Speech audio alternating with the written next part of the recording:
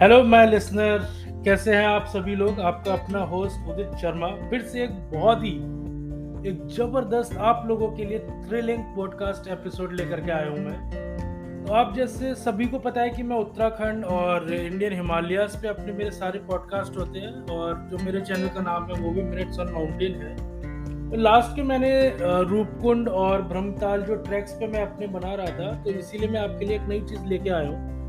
वैसे आपको पता ही है उत्तराखंड को देवभूमि यही नहीं बोला जाता है, इसके पीछे बहुत से कारण हैं। उन्हीं में से एक कारण यहाँ पे पंच केदार के नाम से है। हाँ जी, पंच केदार की बात करूंगा मैं आज आप लोगों के सामने।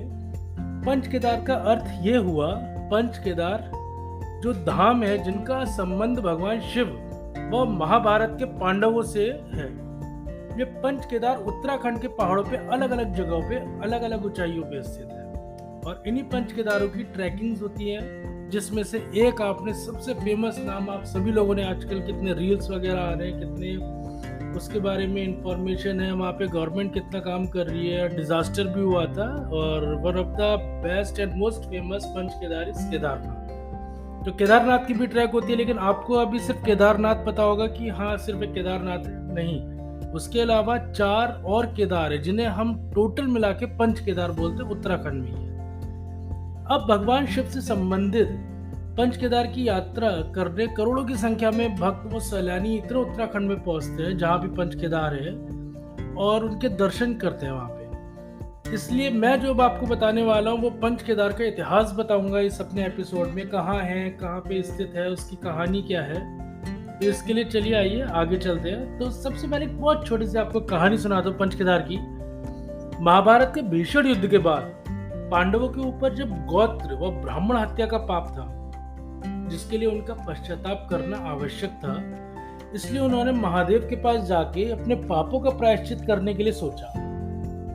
लेकिन महादेव उनसे बहुत क्रुद्ध थे, मतलब नाराज थे। जब पांडव उत्तराखंड के गढ़वाल में पहुंचे तब भगवान शिव ने उनसे छुपने के लिए एक बैल का रूप ले लिया।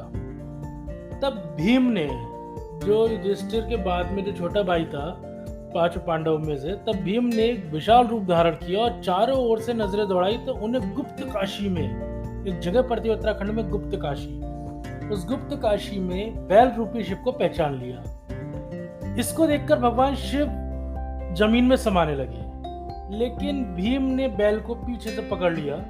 इस कारण बैल का पीछे का भाग वहीं पे रह गया, और अन्य जो भाग थे वो अलग अलग जगह पे जाके निकल चुके हैं। आज इन्हीं 5 स्थानों को पंच केदार के रूप में माना जाता है, और वहां भगवान शिव की आराधना की जाती है। अब हम एक एक करके भगवान शिव के पंच केदारों के बारे में जानेंगे, क्योंकि उत्तराखंड में कहाँ कहाँ स्थित है, वो शिव बैल के रूप में अवतार में कौन सा भाग प्रकट हुआ था वहां पे। तो मैं आपको एक शॉर्ट नोटिस पे बहुत ही इजीली फटाफट आपको बताता हूँ। जब भीम ने उनको पकड़ा था, तो जो केदारनाथ था, केदारनाथ में भगवान शिव जी की पीठ थी। वहां पे जो शिवलिंग बना हुआ है आज भी वो त्रिकोण शेप में बना हुआ है, और उसी पीठ की पूजा की जाती है। तो सबसे पहले नंबर पे जो आता है वो केदारनाथ आता है। दूसरे नंबर पे मदमहेश्वर मंदिर, वहां पे भगवान शिव की नाभि उत्पन्न हुई थी। तीसरे पे तुंगनाथ आता है। तुंगनाथ कहते हैं वर्ल्ड हाईएस्ट शिवा टेम्पल, और वही तुंगनाथ पे भगवान शिव की भुजाओं उत्पन्न हुई थी। चौथे नंबर पे रुद्रनाथ आता है। वहां भी आज उनके शिव जी के मुख का एक अनोखा मुख है, उसकी पूजा होती है। तो वहीं पे प्रकट हुआ था उनका मुख, जो हुआ था रुद्रनाथ मंदिर में। और जो 5वें नंबर पे आता है वो कल्पेश्वर महादेव के नाम से है, जहां पे भगवान शिव की जटाओं की पूजा होती है। तो ये 5 जो पंच केदार हैं, ये गढ़वाल में, उत्तराखंड के गढ़वाल रीजन में बसे हुए हैं।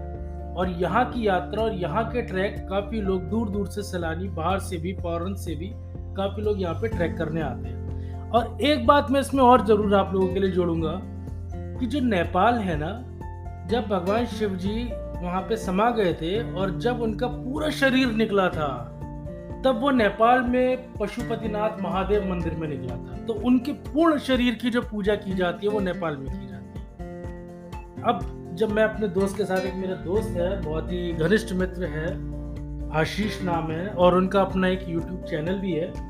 तो वो यूट्यूब चैनल पे बहुत वर्क करते हैं, काफ़ी जगह पे जाके ब्लॉग्स बनाते हैं और उनके जितने भी व्यूवर्स हैं उनके लिए अच्छी इन्फॉर्मेशन लेके आते हैं। उनके चैनल का नाम घूमते रहो है, मैं आपको अपने इस डिस्क्रिप्शन पे भी डाल दूंगा, आप चेक कर सकते हो। उनके आशीष तिवारी का है।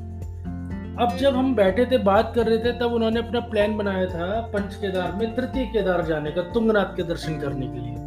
तभी फिर मैंने सोचा क्यों ना अपने लिसनर्स को पंच केदार के बारे में बताया जाए।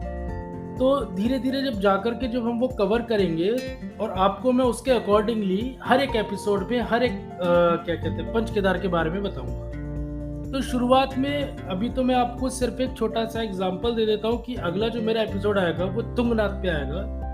तुंगनाथ भी हमारे चोपटा जिले में स्थित है, उत्तराखंड के गढ़वाल रीजन में। और तुंगनाथ का एक ट्रैक होता है, 5 से 6 किलोमीटर का ट्रैक है, 3 से 4 घंटों में पूरा कर लिया जाता है। इसकी मैं कंप्लीट डिटेल आपको अपने अगले एपिसोड में दिखाऊंगा। इसके अलावा तुंगनाथ से ऊपर भी एक चंद्रशिला ट्रैक है जो कि 1.5 किलोमीटर का ट्रैक है। और ये कंप्लीट इंफॉर्मेशन मेरे साथ में घूमते रहो के जो चैनल है उसमें जो उनके होस्ट है आशीष तिवारी, उनसे सारी ग्राउंड लेवल पे इंफॉर्मेशन मेरे पास में मिली है कि और गहराई में ऐसी क्या क्या चीज़ है जो लोगों को नहीं पता है तुंगनाथ के बारे में।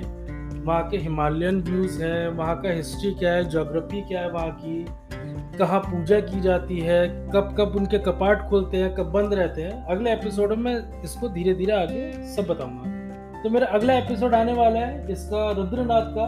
रुद्रनाथ के बाद मैं केदारनाथ, बदमहेश्वर, तुंगनाथ, कल्पेश्वर सब आपके सामने रखूंगा।